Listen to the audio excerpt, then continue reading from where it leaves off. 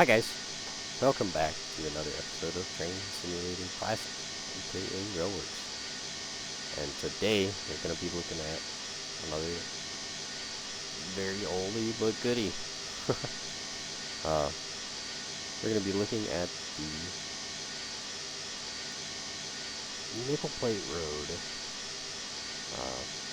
I think these are designated as an S1, S2. 284 Berkshires by G-Trax. Oh boy, these are old. I know these are old because these are the very first DLC I ever bought for Railworks. they're old. Goodness. So 765, Nickel Plate Road 765, there it is a Class S2 284 Berkshire, built for the Nickel Plate Road in 1963, number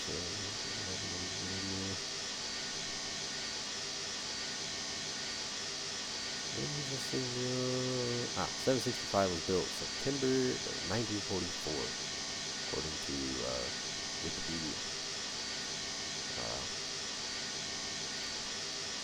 765 is one of, I believe, a couple of Berkshires, or Nickel Plate Road Berkshires to be specific, but the Nickel Plate was not the only road to purchase these locomotives. And I actually have one of the first reskins of this model in the backpack here. I believe Pierre Marquette and Chesapeake and Ohio ended up with a variant of this identical locomotive. Yeah, so we're gonna look at them and see how well they're actually. I can tell you that these are the G-Trax ones. These are old. I believe these came out in like 12-ish, 13, maybe. Probably older than that. But they show their age too. Lots of chunky texturing, a lot of flat texture. No flat texture, weird though. These marker lights.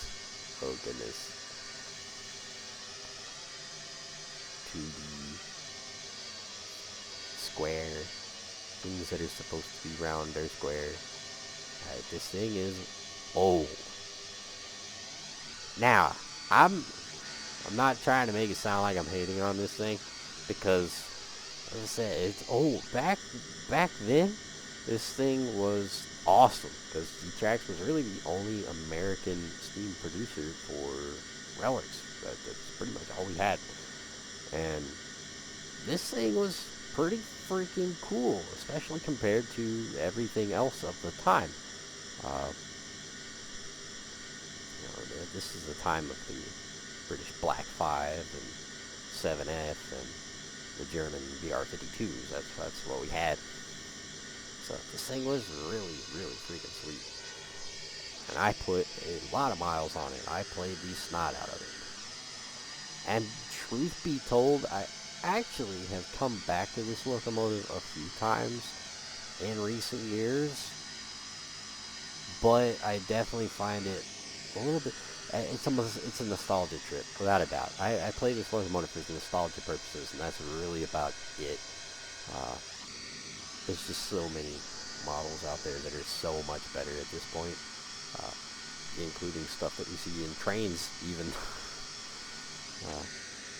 But credit where it's due. This thing was really cool back in the day, but as you guys can see, there's a lot of like this. That looks so bad. And they just stop right there. They didn't go anywhere. All that piping.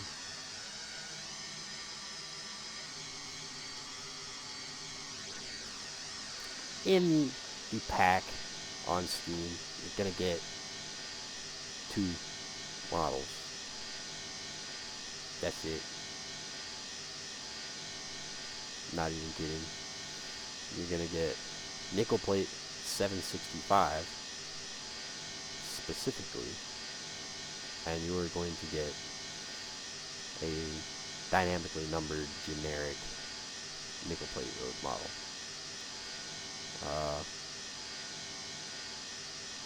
Don't believe there's even any scenarios.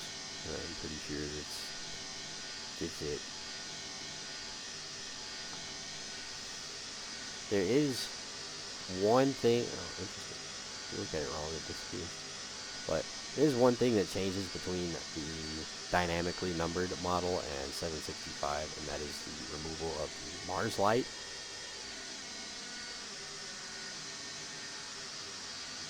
Interesting. If you get close enough to let the numbering disappears. Gosh, these things have not aged well. Bluetooth whistle.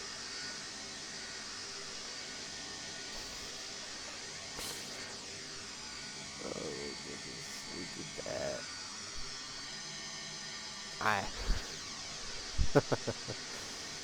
Oh, and we continue back, and one of the first repaints ever. Pretty cool that who did it actually took the time to change the headlight placement. So these are not, it's not a perfect copy. The Chesapeake and Ohio model actually had the sand dome moved forward instead of where it sits on the nickel plate and the Pierre Marquette models. The steam dome and the sandbox get swapped in placement, and then of course the headlight gets dropped down to the pilot, and there's a number plaque put in the center, which makes it the ugliest sin. But whoever did the reskin actually did move the headlight down and then do up a number plate for it. So, you know, this thing was pretty darn cool back then. But as you can see, oh, it is so old.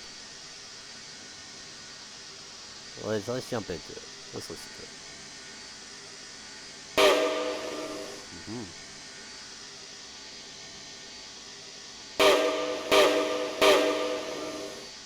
I'm pretty sure I know what's going on with that stuff. These I actually did. I have modded twice, or I have downloaded mods for them twice, because the original models do not have any physics at all. Like, physics just do not exist. And the power rating from the original model is like non-existent. Like, these things have trouble pulling a train, which is not right. So there was somebody that had a mod for the power and such on Railroads of America, I believe. And then there was somebody else that went and reworked all of the sounds. And I had both of those.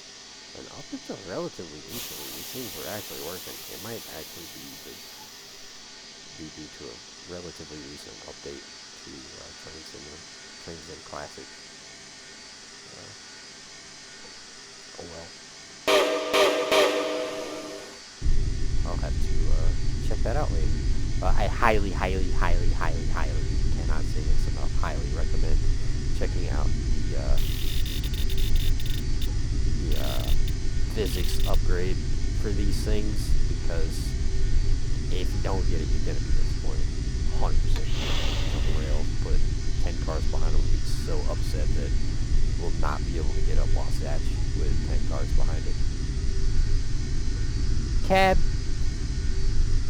It's cab. Oh, we don't even have a roof hatch. That's just a whole roof. Oh no.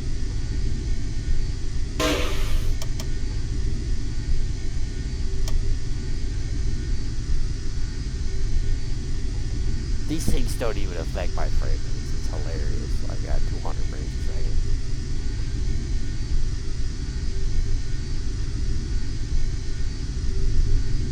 Ah, this is fire texture. Yeah, it's not aged well. Now I will go ahead and say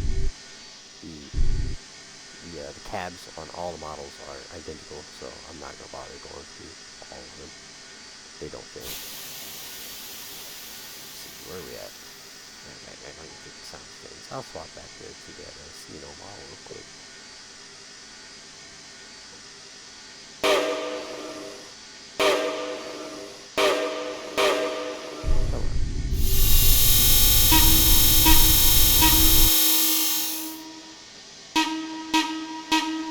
Something must not be liking the sounds. Because that is actually the whistle that came on this reskin, and I did this a long time ago.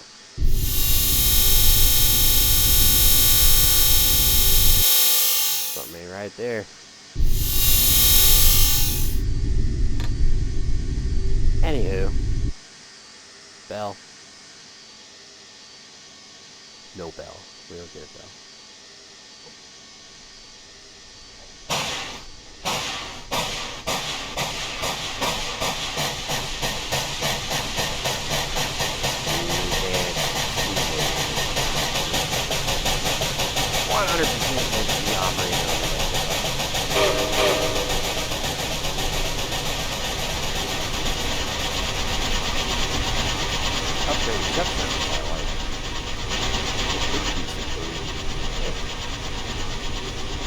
Shelf rate past that initial 30-mile-an-hour mark doesn't really change at all. It's kind of frustrating. I don't know what NKP sounds like.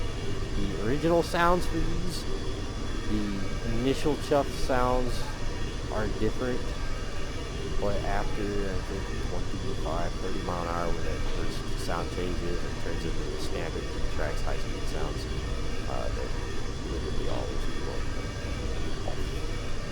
Well, we've done 5 or 6. So yeah, literally all of it is exactly the same sound.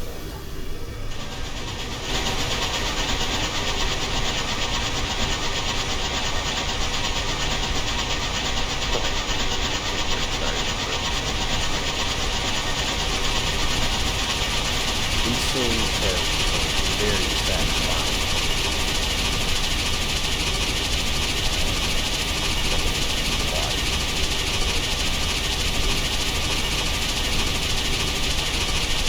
They'll pick up and run.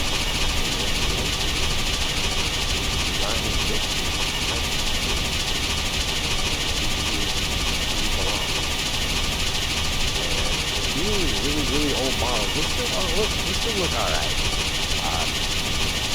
Would I say $20 alright? Absolutely not. Like font size. But no pricing is bad. $20.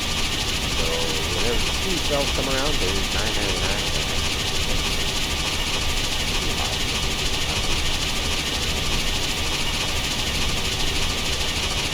Long past their pay-wear time. I dare say that it's time to use their pay-wear. Because it is barely a notch above the SPS.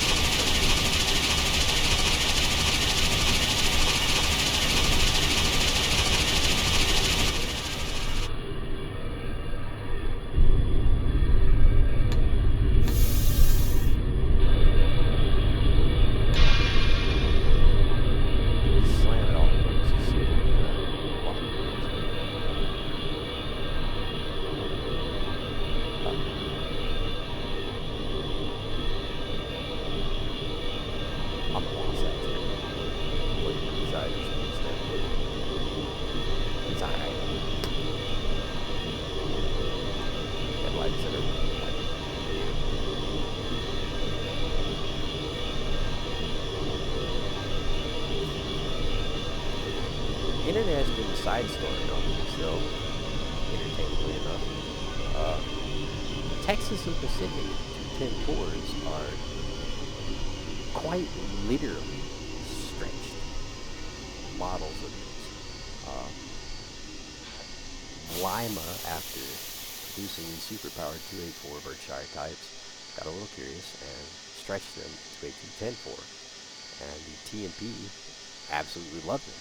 And that is why the 210-4 gets the nickname Texas type, because the TMP were the first buyers of the 210-4 type. And yeah, they literally started life as a stretched version of this right here. You stick one of these side by side with the early I1s from the TMP, and you'll definitely see the similarities. It's really quite entertaining. But